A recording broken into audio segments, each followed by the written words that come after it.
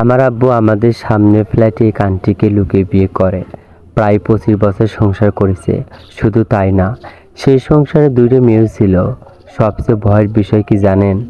আব্বু সব জানতো, তবুও কখনো ঝগড়া করেনি, কাউকে কিছু বুঝতেও দেয়নি। কিন্তু আম্মুর 50তম জন্মদিন সে এমন একটা কাজ করেছিল, যেটার পর আমাদের পুরো পরিবারটাই বদলে গিয়েছিল। আমার নাম অনামিকা, বয়স 27, ঢাকায় একটা বড় ল ফার্মে কাজ করি। আম্মু রোকেয়া বেগম, বাংলা শিক্ষিকা, আর আব্বু আব্দুল মতিন, সরকারি চাকরিজীবী। বাইরে থেকে ভীষণ সম্মানিত মানুষ। মানুষ তাকে ভদ্র, দয়ালু, পরোপকারী বলে চিনত। কিন্তু আমি ছোটবেলা থেকেই বুঝতাম আমাদের বাসার ভেতরে কিছু একটা অদ্ভুত নীরবতা আছে। আমার যখন 10 বছর বয়স, তখনই প্রায় আব্বু আর আম্মু আলাদা আলাদা রুমে ঘুমানো শুরু করে। আমি ছোট ছিলাম, তাই কারণ বুঝিনি। জিজ্ঞেস করলে আব্বু হেসে বলতো, তোমার আব্বুর নাকি ঘুমোনাক ডাকার অভ্যাস হয়েছে। আমি ঘুমাতে পারি না, তখন বিশ্বাস করতাম। এখন বুঝি ওটা ছিল একটা সুন্দর মিথ্যে। আমাদের পাশের ফ্ল্যাটে তখন নতুন ভাড়াটে আসে, সেলিনা আন্টি, সাথে 2 মেয়ে। বড় মেয়ে নীলা আমার থেকে 2 বছর ছোট, আর ছোটটা নিহা তখন একদম বাচ্চা। সেলিনা আন্টির স্বামী নাকি মারা গেছে, এই গল্পটাই সবাই জানতো। ওরা আসার 3 দিনের মাথা থেকেই আব্বু যেন তাদের পরিবারের সদস্য হয়ে গেল। কখনো গ্যাসের চুলা ঠিক করছে, কখনো বাজার করে দিচ্ছে, কখনো 2 মেয়েকে স্কুলে পৌঁছে দিচ্ছে।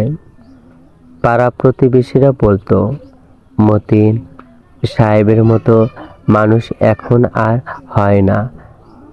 আম্মু তখন শুধু মুচকি হাসতো, বলতো ও ছোটবেলা থেকেই এমন, মানুষের উপকার করতে ভালোবাসে। কিন্তু সেই হাসির ভেতরে যে কি ছিল সেটা বুঝতে আমার অনেক বছর লেগেছে।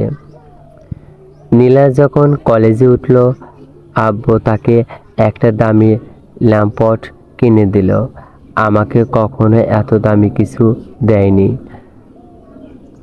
আম্মু একদিন খুব স্বাভাবিক গলায় জিজ্ঞেস করেছিল, তুমি তো নিজের মেয়ের জন্য এত ভাবো না? আব্বু তখন খবরের কাগজ পড়তে পড়তেই বলেছিল, আরে মেয়েগুলো তো বাবা নাই, একটু দেখাশোনা করলে সমস্যা কি? কথাটা এমনভাবে বলেছিল যেন পৃথিবীর সবচেয়ে স্বাভাবিক ব্যাপার। আম্মু আর কিছু বলেনি। সেদিন রাতে আমি দেখেছিলাম আম্মু রান্নাঘরে একা দাঁড়িয়ে মাছ কাটছে, অদ্ভুত নিয়মিতভাবে বটি নামাচ্ছিল, টক টক টক। তার মুখে কোনো অভিব্যক্তি ছিল না। আমি ভয় পেয়ে গিয়েছিলাম। আমার বয়স যখন 15, তখন প্রথমবার আব্বুর চোখের ভাষা বুঝতে শিখি। সেলিনা আন্টির দিকে তাকানোর সময় নেই, চোখ আর সহানুভূতির চোখ ছিল না, সেটা ছিল অন্য কিছু। সেদিন খুব ইচ্ছা করছিল আম্মুকে বলি, কিন্তু পারিনি। ভয় লাগছিল যদি ভেঙে পড়ে। এখন বুঝি আম্মু অনেক আগেই সব বুঝে গিয়েছিল। নীলার 18তম জন্মদিনে আব্বু তাকে একটা সোনার চেইন উপহার দিল। আম্মু সেটা আলমারিতে দেখে খুব শান্তভাবে জিজ্ঞেস করেছিল, কত দাম? আব্বু 1 সেকেন্ডও দেরি না করে বলেছিল, অফিসের এক কলিগের জন্য কিনেছি। আম্মু মাথা নেড়েছিল শুধু, কিছু বলেনি। কিন্তু আমি জানতাম আব্বু বিশ্বাস করেনি। আম্মু বিশ্বাস করেনি, কারণ চেইনটা যেই ব্র্যান্ডের ছিল সেই ব্র্যান্ডের জিনিস আম্মু নিজেও জীবনে ব্যবহার করতে পারেনি।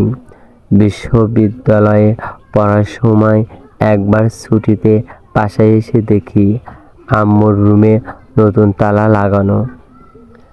আব্বু ড্রয়িং রুমের পাশের ছোট ঘরে ঘুমায়। আমি অবাক হয়ে জিজ্ঞেস করলাম, কি হয়েছে? আম্মু হেসে বলল, বয়স হয়েছে মা, এখন আলাদা থাকলে শান্তি লাগে। ওই কথা বলার সময় সে শশা কাটছিল, এমন নিখুঁতভাবে কাটছিল যেন মনে হচ্ছিল হাত কাঁপলে আঙুলটাই কেটে যাবে। তারপরেও তার হাত একবারও কাঁপেনি। নীলা চাকরি পেলে আব্বুর পরিচয়ে। নিহা ভালো কলেজে ভর্তি হলো আব্বুর তদবিরে। সবাই বলতো মতিন সাহেব না থাকলে ওদের পরিবার দাঁড়াতেই পারতো না। আম্মু প্রতিবারই মাথা নেড়ে সহমত হতো। একদিন খালামণি মজা করে বলেছিল, তোর জামাই তো দেখছি ওদের আসল অভিভাবক। আম্মু সেদিন হেসে বলেছিল, ওর মনটা খুব বড়। এই কথা বলতে বলতেই সে আব্বুর জন্য একটা সোয়েটার বুনছিল। 3 মাস ধরে শীত শেষ হয়ে গেল, আব্বু একদিনও সেটা পরেনি। বলেছিল ডিজাইনটা পুরনো। আম্মু কোনো রাগ করেনি, চুপচাপ পুরো সোয়েটার খুলে আবার উল উল গুটিয়ে রেখেছিল। অনেক পরে আলমারি গোছাতে গিয়ে আমি সেই উলগুলো দেখেছিলাম সযত্নে রাখা। একটা ছোট কাগজেও ছিল পাশে, ভালো উল, হাতে ধুতে হবে। আমার বুকটা মুচড় দিয়ে উঠেছিল। সবচেয়ে অদ্ভুত ঘটনা ঘটেছিল নীলার বিয়ের সময়। আম্মু নিজের হাতে তাকে 5,000 টাকা উপহার দিয়েছিল আর নিহার এনগেজমেন্টে দিয়েছিল আরও বেশি। আব্বু অবাক হয়ে বলেছিল, এত টাকা দেওয়ার কি দরকার? আম্মু খুব শান্ত গলায় বলেছিল, এত বছরের সম্পর্ক, কিছু দায়িত্ব তো থাকেই। ঠিক তখনই আব্বুর ফোনে মেসেজ আসে। স্ক্রিনে ভেসে উঠেছিল, আব্বু, কালকে পর্দার কাপড় কিনতে যাব। তুমি না গেলে কিছুই পছন্দ হয় না। আমার পুরো শরীর ঠান্ডা হয়ে গিয়েছিল। আম্মু ফোনটা হাতে নিয়ে কয়েক সেকেন্ড তাকিয়েছিল, তারপর খুব স্বাভাবিকভাবে আব্বুর হাতে ফোনটা দিয়ে বলেছিল, তোমার মেয়ে ডাকতেছে। আব্বুর মুখের রং মুহূর্তেই বদলে গিয়েছিল। সে কিছু বলতে যাচ্ছিল, কিন্তু আব্বু ইতিমধ্যেই রান্নাঘরে চলে গেছে। তারপর আবার সেই শব্দ, টক টক টক। সেদিন আব্বুর এত আয়োজন করে রাতের খাবার বানিয়েছিল যে মনে হচ্ছিল বাসায় ঈদ। গরুর রেজালা, কাচ্চি, চিংড়ি, মালাইকারি, পোলাও, কিন্তু আব্বু ঠিকমতো খেতেই পারেনি। আম্মু বারবার বলছিল, খাও না, তোমারে কেমন শুকনা লাগতাছে। তার মুখে হাসি ছিল, কিন্তু আমি দেখেছিলাম ভাত বাড়তে গিয়ে তার হাত সামান্য কাঁপছিল। আমি এতদিন ভাবতাম আম্মু হয়তো সব মেনে নিয়েছে, হয়তো সে কিছু বুঝেই না, অথবা বুঝেও চোখ বন্ধ করে আছে। কিন্তু আমি ভুল ছিলাম। সব কিছু পরিষ্কার হয়ে গেল আম্মুর 50তম জন্মদিনে। সেদিন আম্মু পুরো বাসা সাজিয়েছিল নিজের হাতে। আত্মীয় স্বজন, প্রতিবেশী, আব্বুর অফিসের মানুষ, সবাইকে দাওয়াত দিয়েছিল, এমনকি সেলিনা আন্টি আর তার 2 মেয়েকেও।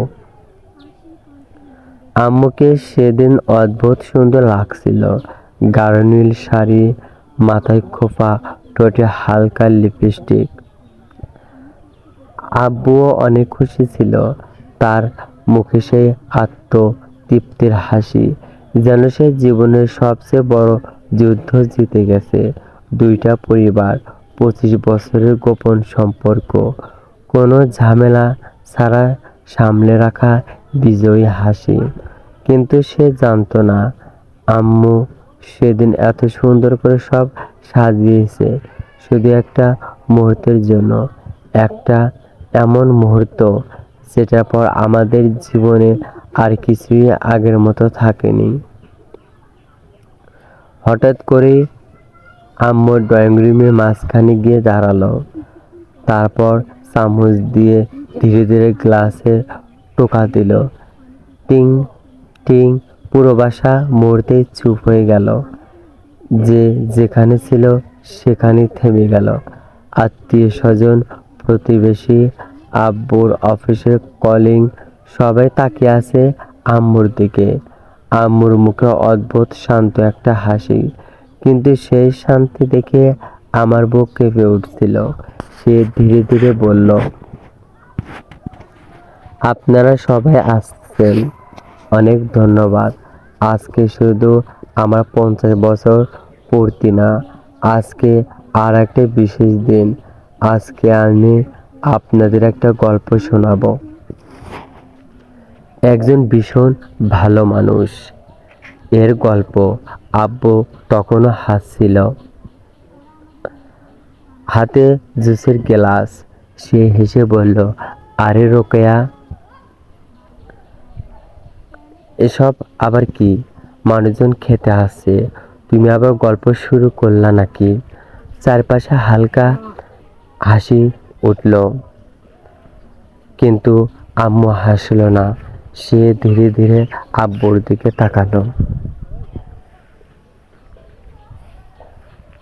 সেই দৃষ্টি আমি জীবনে কোনোদিন ভুলব না। মনে হচ্ছিল এত বছরে জমে থাকা ঘৃণা, অপমান, অভিমান সব একসাথে চোখ দিয়ে বের হচ্ছে। তারপর খুব স্পষ্ট গলায় বলল, গল্পটা তোমাকেই নিয়ে। মতিন সাহেব 25 বছর ধরে দুইটা সংসার চালানো একজন অসাধারণ অভিনেতার গল্প। পুরো ঘর জমে গেল। আমার হাত ঠান্ডা হয়ে যাচ্ছিল। আব্বুর মুখের হাসিটা ধীরে ধীরে মিলিয়ে গেল।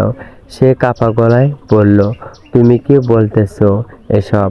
আম্মু এবার আর একটু জোরে বলল, আমি বলতাছি, তুমি 25 বছর ধরে সামনের ফ্ল্যাটের সেলিনা নামের মহিলাকে লুকিয়ে বিয়ে করে সংসার করছো। আর নীলা আর নিহা শুধু তোমার দায়িত্ব না, ওরা তোমার মেয়ে। মুহূর্তেই পুরো বাসা বরফ হয়ে গেল। কেউ নড়ছে না, কেউ কথা বলছে না। শুধু কয়েকজনের দম আটকে যাওয়ার শব্দ শোনা যাচ্ছিল। সেলিনা আন্টির মুখ সাদা হয়ে গেছে। নীলা আর নিহা মাথা নিচু করে দাঁড়িয়ে।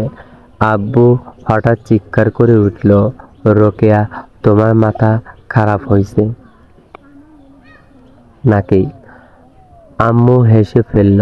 সেই হাসিটা এত ভয়ঙ্কর ছিল যে আমার শরীর কেঁপে উঠল।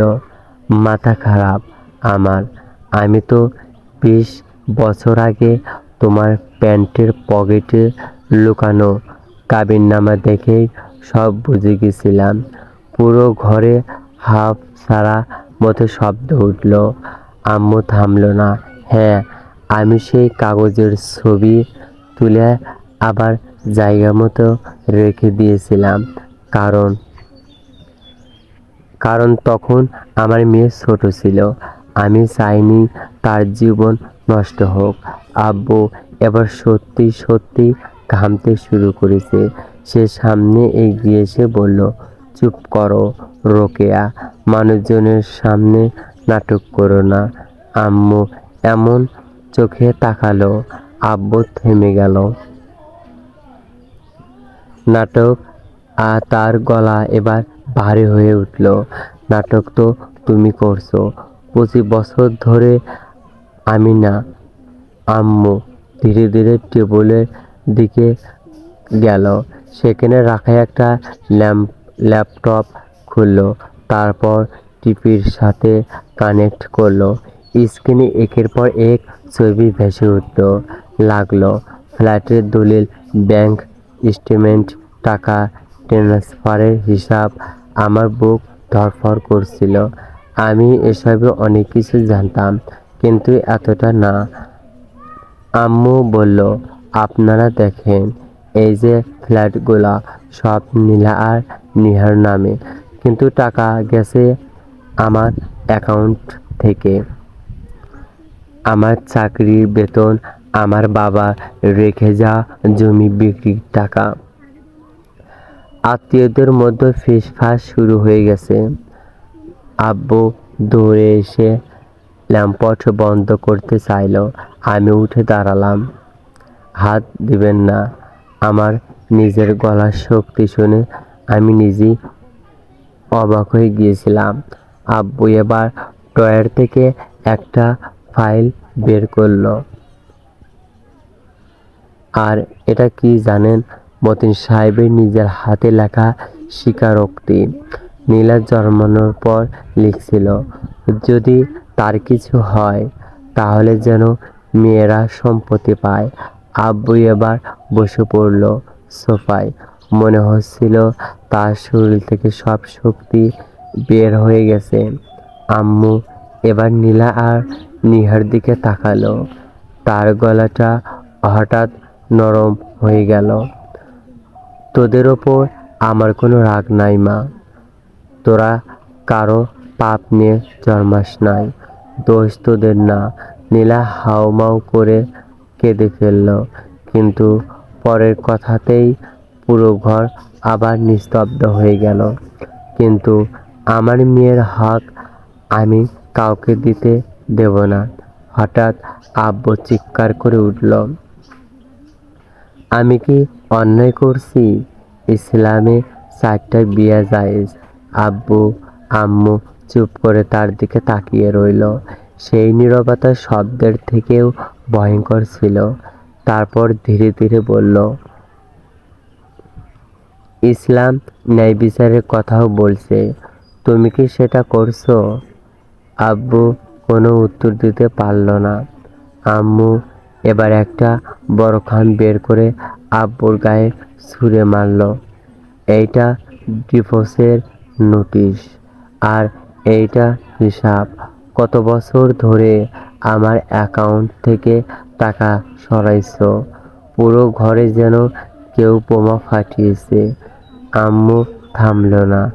আর সেলেনার নামে যে ফ্ল্যাট লিখতে চাইছিলাম, সেটা 5 বছর আগেই আমি নিজের নামে করে নিয়েছি।